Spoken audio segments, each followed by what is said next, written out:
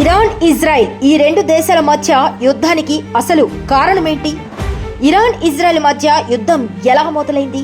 అసలు చరిత్ర ఏం చెబుతోంది? ఇజ్రాయెల్ ఇరాన్ మధ్య షాడో వార్ గురించి తెలుసా? ఇరాన్ ఇజ్రాయెల్ ఈ రెండు దేశాల మధ్య అసలు ఏం జరగబోతోంది? అనేక విషయాల గురించి మనం ఈ వీడియోలో తెలుసుకుందాం.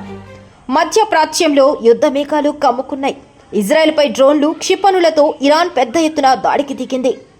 ఇజ్రాయెల్లోని నిర్దిక్ష లక్ష్యాలే కేంద్రంగా తాజా దాడులు చేసినట్లుగా ఇరాన్కు చెందిన ఇస్లామిక్ రివల్యూషనరీ గార్డ్ కోర్ చెప్పింది. ఈ దాడిని అడ్డుకునేందుకు ఆ దేశ రక్షణ వ్యవస్థలను ఇజ్రాయెల్ రంగంలోకి దింపింది. సిరియా రాజధాని డమాస్కస్లోని ఇరాన్ రాయబార కార్యాలయంపై జరిగిన దాడిలో ఇరాన్కు చెందిన సీనియర్ మిలిటరీ కమాండర్లు మరణించారు. దీనికి ఇజ్రాయెలే కారణమని ఇరాన్ నిందిస్తోంది. దీనికి ప్రతీకారంగానే ఇరాన్ ఈ దాడి చేసినట్లుగా చెబుతున్నారు. ఇజ్రాయెల్ ఇరాన్ మధ్య వైరానికి అనేక సంవత్సరాల చరిత్ర ఉంది. మధ్య ప్రాచ్యంలో అస్థిరతకు ఈ వైరం ఒక కారణంగా మారింది. ఉగ్రవాద సంస్థలకు ఇరాన్ ఆర్థిక సహకారం అందిస్తోందని, యూదులపై ఉన్న వ్యతిరేకతతో తమ ప్రయోజనాలకు వ్యతిరేకంగా దాడులకు దిగుతోందని ఇజ్రాయెల్ ఆరోపిస్తోంది. ఇజ్రాయెల్కు అసలు ఈ భూమిపై ఉండే హక్కే లేదంటోంది ఇరాన్. మిడిల్ ఈస్ట్లో అమెరికాకు మిత్రదేశంగా ఒక దుష్ట శక్తిగా ఇరాన్ పాలకులు దీన్ని భావిస్తున్నారు. ఈ ప్రాంతం నుంచి ఈ రెండు కనుమరుగు కావాలని ఇరాన్ కోరుకుంటోంది. ఈ రెండు దేశాల మధ్యలో శత్రుత్వం ఇప్పటికే చాలా మంది ప్రాణాలను బలికొంది. అయితే ఈ దాడులకు మాత్రం ఇరు దేశాల ప్రభుత్వాలు బాధ్యత వహించడం లేదు. ఇరాన్ ఇజ్రాయెల్ మధ్య యుద్ధం ఎలా మొదలైంది అంటే, నిజానికి ఇజ్రాయెల్ ఇరాన్ సంబంధాలు 1979 వరకు బాగానే ఉన్నాయి. అప్పట్లో టెహ్రాన్లో అధికారం ఐతుల్లా వర్గానికి చెందిన ఇస్లామిక్ రివల్యూషన్ సంస్థ గుప్పెట్లో ఉండేది. పాలస్తీనా విభజనను ఇరాన్ వ్యతిరేకించిన 1948లో ఇజ్రాయెల్ ఏర్పడిన తర్వాత ఆ దేశాన్ని ఈజిప్ట్ తర్వాత గుర్తించిన రెండో దేశంగా నిలిచింది. ఆ సమయంలో ఇరాన్ రాచరిక పాలనలో ఉండేది. పహ్లావీ రాజవంశానికి చెందిన షాలు పరిపాలిస్తుండేవారు. మధ్య ప్రాచ్యంలో వీరు అమెరికా మిత్రులుగా ఉండేవారు. ఈ కారణంగానే ఇజ్రాయెల్ నిర్మాతలు ఆ దేశ మొదటి ప్రభుత్వ అధినేత డేవిడ్ బెన్ గురియన్ ఇరాన్ స్నేహాన్ని కాంక్షించారు. దీనివల్ల పొరుగున ఉండే అరబ్ దేశాలు కొత్తగా ఏర్పడిన యూదుల దేశాన్ని వ్యతిరేకించకుండా చూడవచ్చనే ఉద్దేశంతో ఇజ్రాయెల్ ఇరాన్కు స్నేహహస్తం చాచింది. కానీ 1979లో ఇరాన్లో పరిస్థితులు మారిపోయాయి. ఇరాన్ విప్లవ నాయకుడు రుహల్లో ఖొమైనీ ఇరాన్ రాజు షాను గద్దె దింపి ఇరాన్ను ఇస్లామిక్ రిపబ్లిక్గా ప్రకటించారు. అమెరికా దాని మిత్రదేశమైన ఇజ్రాయెల్ సామ్రాజ్యవాదాన్ని ఎదుర్కోవడమే తమ లక్ష్యమని ప్రకటించారు. ఖొమైనీ సారథ్యంలోని కొత్త ప్రభుత్వం ఇజ్రాయెల్తో సంబంధాలను తెప్పుకుంది.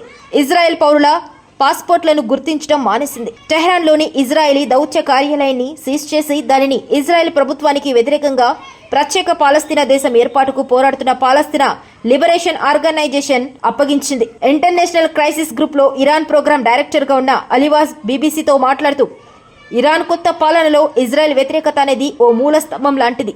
లెబనాన్ లాంటి ప్రదేశాలలో పాలస్తీనులతో కలిసి చాలా మంది ఇరాన్ నేతలు గెరిల్లా యుద్ధ విద్యలలో శిక్షణలు పొందారు.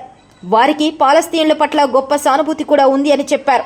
ఇస్లామిక్ పవర్గా ఎదగాలని ఇరాన్ భావిస్తోంది. అందుకే ముస్లిం దేశాలు అన్ని వదిలేసిన పాలస్తీనా వివాదాన్ని అది లేవనెత్తుతోంది అని వివరించారు. అందుకే పాలస్తీనా సమస్య తమ సొంత సమస్య అని ఖొమైనీ ప్రకటిస్తున్నారు. టెహ్రాన్లో అధికారిక మద్దతుతో పాలస్తీనా అనుకూల ప్రదర్శనలు జరిగేలా చూస్తున్నారు. 1990 దాకా ఇజ్రాయెల్కు ఇరాన్ పట్ల శత్రుత్వం ఉండేది కాదు. ఎందుకంటే అప్పటికి సద్దాం హుస్సేన్ నేతృత్వంలోని ఇరాక్ ఓ పెద్ద ప్రాంతీయ ముప్పుగా కనిపిస్తూ ఉండేది అని వాజ్ వివరించారు. పైగా 1988 మధ్యన ఇరాన్ ఇరాక్ పోర్లో అమెరికా ఇరాన్ కాంట్రా పేరుతో ఇరాన్కు రహస్యంగా ఆయుధాలు అందించింది. ఈ వ్యవహారంలో ఇజ్రాయెల్ ప్రభుత్వం కూడా ఓ మధ్యవర్తిగా వ్యవహరించింది. కాలక్రమంలో ఇరాన్ను తన మనుగడకు ప్రమాదకారిగా భావించడం మొదలుపెట్టింది ఇజ్రాయెల్. దీంతో వీరి మధ్య వైరం మాటల నుంచి చేతల దాకా వెళ్ళింది. ఇరాన్కు మరో ప్రాంతీయ శక్తి అయిన సౌదీ అరేబియాతోనూ విరోధం ఉంది. ఇరాన్లో షియాలు మెజార్టీగా మిగిలిన అరబ్ దేశాలలో సున్నీలదే ఆధిపత్యం. దీంతో తాను ఏకాకిననే సత్యాన్ని ఇరాన్ ప్రభుత్వం గ్రహించింది. దీంతో ఏదో ఒకరోజు తన సొంత ప్రాంతంలోనే తనపై దాడి జరగవచ్చనే ఉద్దేశంతో ఇరాన్ ఓ వ్యూహానికి పదును పెట్టిందని వాజ్ వివరించారు. ఈ వ్యూహం మేరకు టెహ్రాన్ ప్రయోజనాలకు అనుగుణంగా సాయుధ చర్యలకు దిగే హిజ్బుల్లా పుట్టుకొచ్చింది. ఈ సంస్థను అమెరికా, యూరోపియన్ యూనియన్ తీవ్రవాద సంస్థగా ప్రకటించాయి. ప్రస్తుతం ఈ సంస్థ లెబనాన్, సిరియా, ఇరాక్, యెమెన్లలో విస్తరించింది. ఇరాన్ ఇజ్రాయెల్ మధ్య జరిగే యుద్ధాన్ని షాడో వార్గా అభివర్ణిస్తుంటారు. ఎందుకంటే చాలా సందర్భాల్లో పరస్పరం దాడులకు దిగినప్పటికీ ఈ రెండు దేశాల ప్రభుత్వాలు మాత్రం ఆ విషయాన్ని ఎప్పుడూ అంగీకరించలేదు. 1992లో ఇరాన్కు సంబంధించిన ఇస్లామిక్ జిహాదీ గ్రూపు బ్యూనస్ ఎయిర్స్లోని ఇజ్రాయేలీ ఎంబసీని పేల్చివేసి 29 మంది మృతికి కారణమైంది. దానికి కొన్ని రోజుల ముందే హిజ్బుల్లా నేత అబ్బాస్ అల్ ముసావి హత్యకు గురయ్యారు. ఈ హత్యను ఇజ్రాయెల్ ఇంటెలిజెన్స్ సర్వీసెస్ కు ఆపాదించారు. ఇరాన్ అణు కార్యక్రమాన్ని అడ్డుకోవటానికి ఇజ్రాయెల్ ఎప్పుడూ తహతహలాడుతూ ఉండేది. ఐతుల్లాల దగ్గర అణుశక్తి ఉండకూడదు అనేది ఇజ్రాయెల్ కోరిక. ప్రజా అవసరాల కోసమే తాము అణు కార్యక్రమాలు నిర్వహిస్తున్నామనే ఇరాన్ మాటలను ఇజ్రాయెల్ నమ్మటం లేదు. ఈ నేపథ్యంలో 2000 దశాబ్దం మొదట్లో స్టక్స్నెట్ అనే కంప్యూటర్ వైరస్ ద్వారా ఇరాన్ అణు సదుపాయాలకు అమెరికాతో కలిసి ఇజ్రాయెల్ తీవ్ర నష్టం కలిగించిందనే అభిప్రాయం సర్వత్రా ఉంది. న్యూక్లియర్ కార్యక్రమంలో భాగస్వాములైన కీలక సైంటిస్టులపై దాడులకు ఇజ్రాయేలీ ఇంటెలిజెన్స్ దే బాధ్యత అని టెహ్రాన్ నిరసన వ్యక్తం చేసింది. వీటిలో చెప్పుకోదగినది 2020లో ఇరాన్ శాస్త్రవేత్త మొహసెన్ ఫక్రిజాదే హత్యకు గురవటం. ఈ హత్యకు ఇజ్రాయెలే కారణమని ఇరాన్ పేర్కొంది. కానీ ఇరాన్ శాస్త్రవేత్తల మరణాల విషయంలో ఇజ్రాయెల్ ఏనాడు తన పాత్రను అంగీకరించలేదు.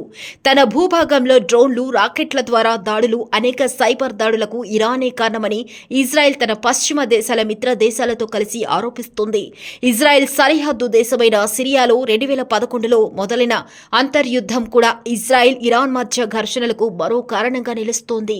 సిరియా అధ్యక్షుడు బషర్ అల్ అసద్ను గద్దెదించాలని పోరాడుతున్న తిరుగుబాటుదారులకు వ్యతిరేకంగా ప్రభుత్వ దళాలకు మద్దతుగా ఇరాన్ డబ్బు, ఆయుధాలను, శిక్షకులను పంపడం ఇజ్రాయెల్లో ప్రమాద గంటికలు మోగిస్తుంది.